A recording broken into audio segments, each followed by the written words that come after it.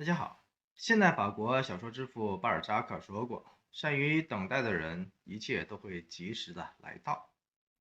这话用在与凤行的身上，似乎越来越贴切，也越来越有趣了。有多少繁花似锦，就有多少落英缤纷；有多少枝繁叶茂，就有多少黄叶飘零。同样的，有多少春雨潇潇，就会有多少冬雪飘飘；有多少芳草萋萋，就有多少枯草连连。耐心的等待有时候只需要信念，等待的最终或许就是相见。无论赵丽颖还是王一博，攒够了四大看点的话，与凤行或许会突围而出，与您相见了。深度加温度，新闻最专注。古偶剧喷发到了今天，往日的辉煌依旧可以历历在目，仿若眼前。当年那些超燃超热的题材，以雷霆万钧、势不可挡的姿态，年年都会创新出新的爆款出来。跟着呢，助力了一波又一波的演员们，一夜之间实现了单车变摩托的梦想。即便在去流量化的今天，该类型的剧集依旧是难忘初心，依旧是不忘造梦。因此，相关的质量其实也越来越参差不齐、差强人意了。各种的差评烂剧频频的流出了。八五花争除了杨幂依旧坚持站好最后的一班岗之外，赵丽颖的狡兔三窟仍在掂量着、取舍着、尝试着并努力着。这不，乐华真的打算溜一溜王一博与赵丽颖2.0的民意指数，或者说期待指数了。这足以证明国偶剧对乐华而言依旧是一条不二的流水巨星快捷径。王一博的成功已经让乐华走进了一条看不见尽头的胡同当中去了。尽管去年，也就是2021年，国偶剧的市场实实在在的表现得很压抑，也很旖旎。比方说4000年一遇的美女鞠婧祎所主演的《江南传》，从剧情到服化道，从矫情到灵演技，通通都被诟病得体无完肤了。奇异美女的4000年不变的亘古的妆容，更是开始引发出众怒出来了。于是乎，影评评分幸运拿到了3.7的高分。这就是国偶市场非常非常现实的人才的乏力和内容的乏力了。即便浓颜系的大美女古力娜扎所搭档许魏洲联合主演的《风起霓裳》，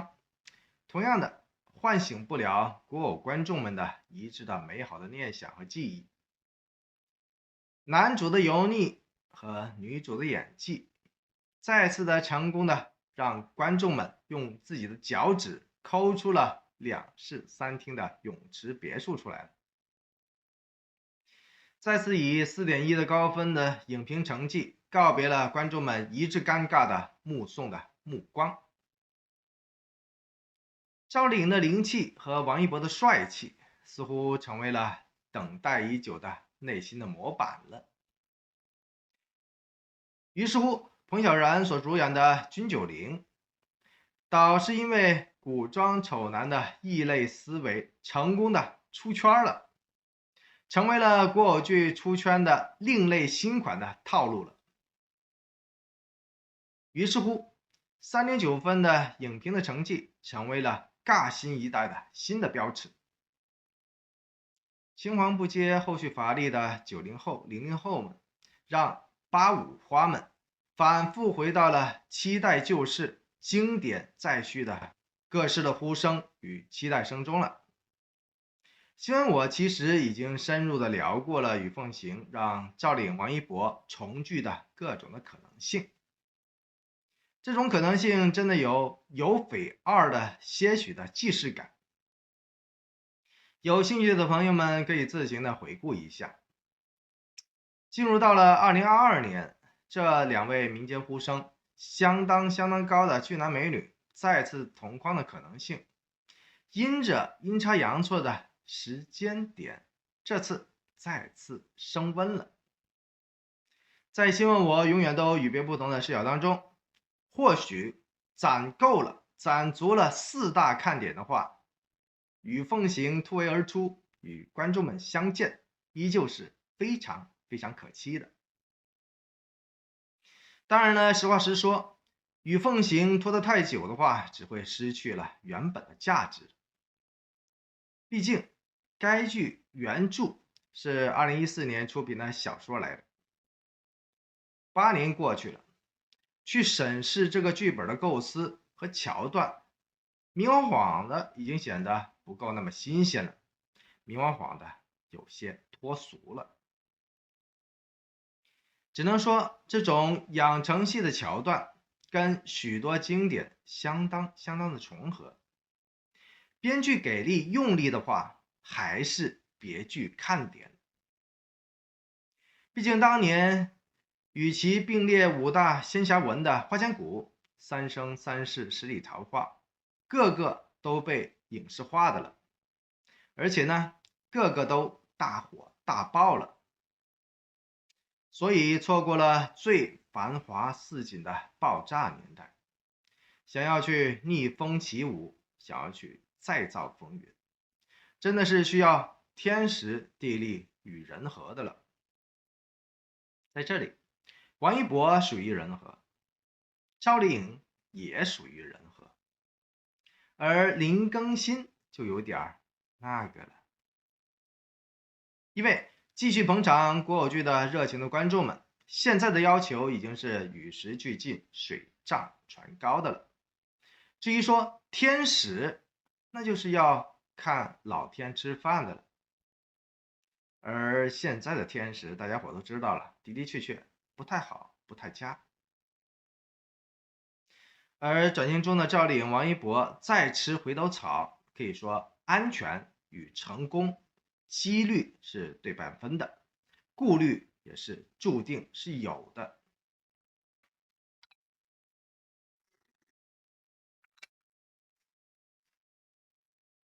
而至于地利呢，无疑是可能性最高也最值得说到的。表面上看，与凤行的故事梗概放在了当下，已经算不上是出彩的那一种了。然而呢，最强仙侠文也不是嘴巴吹出来的。在仙侠文已经走下坡路的大势之下，该剧横看竖看都不会有特别古早过时的感觉出来，这就是经典的强势和便利所在了。更加浓墨重彩的是，该剧的剧情依旧算是硬核满满，情深浓浓，那种让人揪心不已、牵肠挂肚、悲喜交集的，而且还是相当入木三分的情感的刻画，手法相当的老练，极为细腻的那一种。这种张力超然、炙热，再加上克制的复杂的情感，就是原著扬名立万的最大的看点之一了。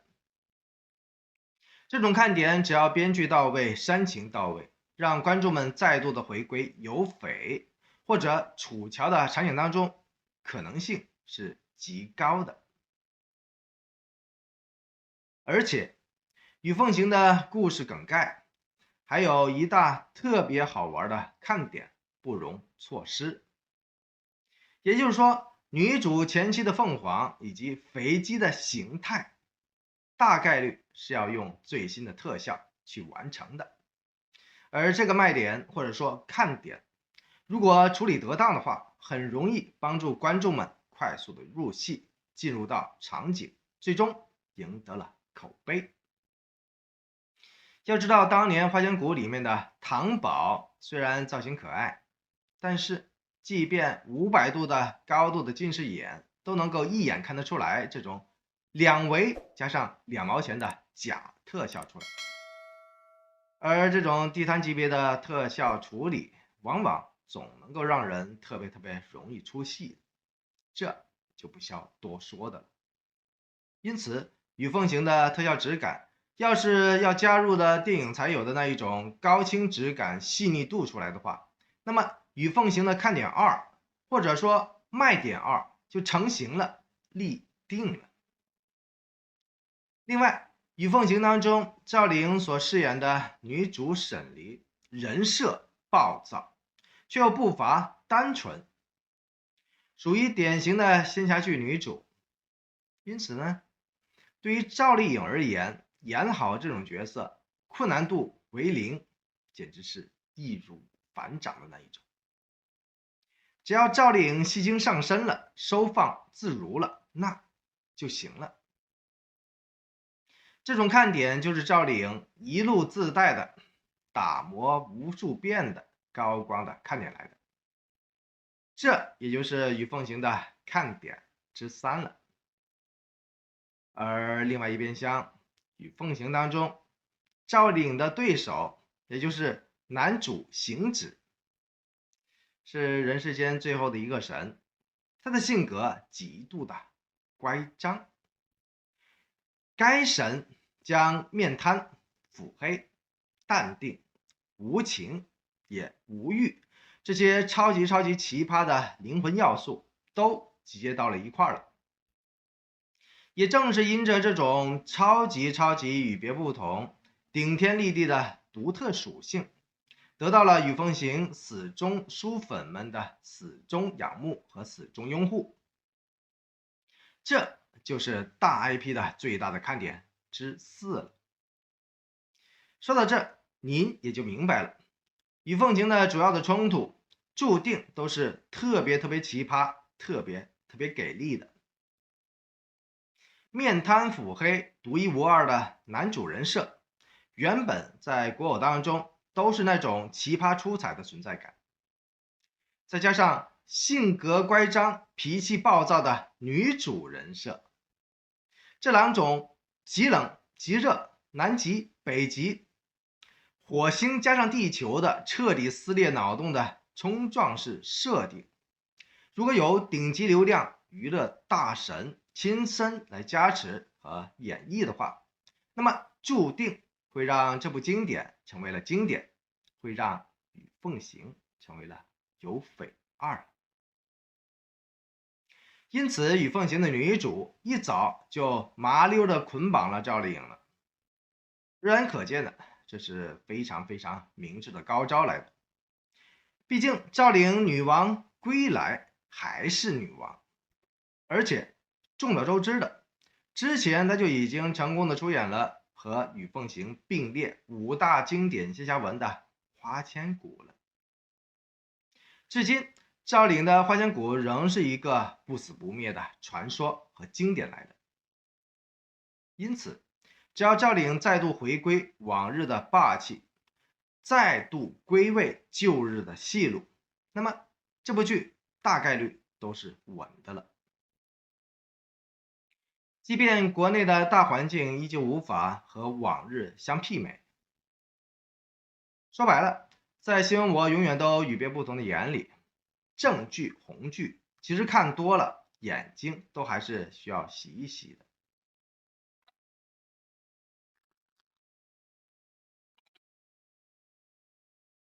而洗刷眼睛、洗刷灵魂的最便捷的方式，就是这些完全抽离思想、异度玄幻凄美的仙侠场景。而且呢，与凤行的剧情整体而言是那种百试百灵的甜中带虐款，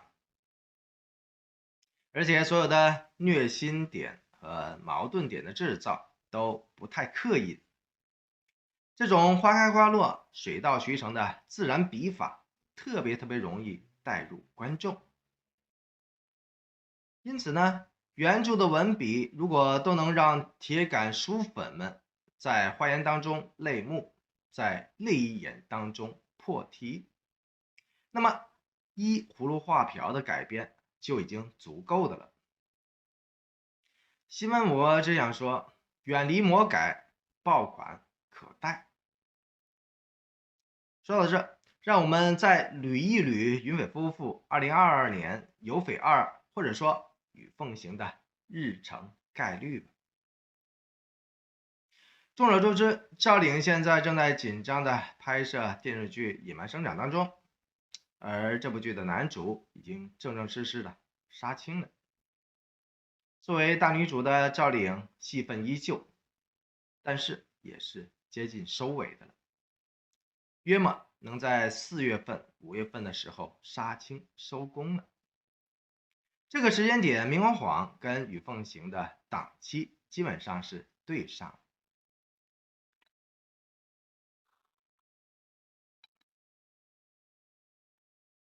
至于说狡兔三窟的赵丽颖转型路上什么时候决定杀他个回马枪，这就注定无人知晓的了。那边厢，王一博的乐华公司正在大张旗鼓的给他塞饼，国偶剧《七月雪》也正正式式的开始高配合度的正式开溜王一博和赵丽颖 2.0 了，也就是那个袁冰妍了。可想而知，有匪的涟漪效应让盗版的赵丽颖真的是红利满满，消化不尽的了。这种资源置换对王一博本尊而言没啥好处，但是呢，对于乐华而言的的确确助力匪浅。而王一博现在热火朝天拍摄当中的电影《长空之王》，预计会在4月初或者5月份正式的拍完了。这个时间点再次明晃晃的跟与凤行的档期基本上对上。当然了，长空之王杀青之后，王一博也极有可能跟新的综艺节目搭上线的。因此，同样聪明的王一博在转型路上什么时候决定杀他个回马枪，注定还是无人知晓的。